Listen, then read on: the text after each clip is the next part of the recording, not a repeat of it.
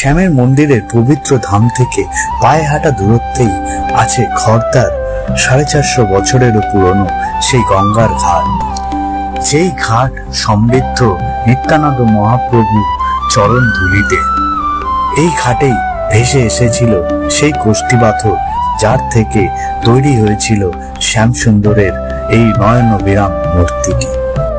গঙ্গার এই শান্ত ধার দিয়ে হেঁটেছেন অনেক মনীষীরা, তাদের উপস্থিতির স্মৃতি আজও বাতাসে ভাসে।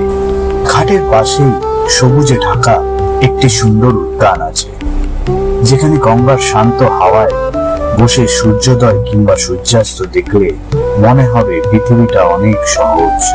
এই উদ্যানটিতে ভাষা দিবসের উদ্দেশ্যে তৈরি একটি বিশেষ স্মারকও আছে, যা আমাদের কথা, লেখা আর ভাষা, এই বাঙালির পরিচয়ের প্রতি শ্রদ্ধা জানায়।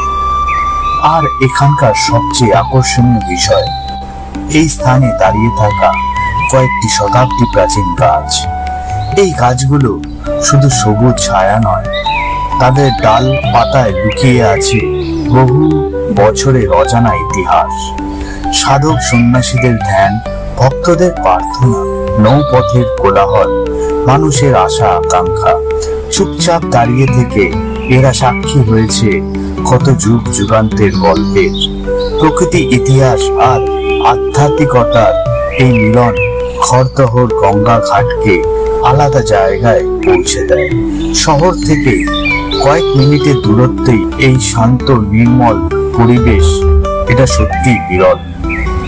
যারা মনকে শান্ত করতে চান আর পাখিদের কোলাহলে মনকে হারাতে চান, এই গঙ্গার ঘাট তাদের জন্য আদর্শ। এই জায়গা যেন আমাদের মনে করিয়ে দেয়, ইতিহাসকে ছুঁতে গেলে সবসময় বই লাগে না, কখনো কখনো লাগে শুধু গঙ্গার হাওয়া, কয়েকটি প্রাচীন গাছের ছায়া আর এই পবিত্র ভূমির নরম স্পর্শ। আজকের ভ্রমণ যদি আপনাদের ভালো লেগে থাকে, তাহলে লাইক, শেয়ার আর সাবস্ক্রাইব করতে ভুলবেন না। ধন্যবাদ, ভালো থাকবেন।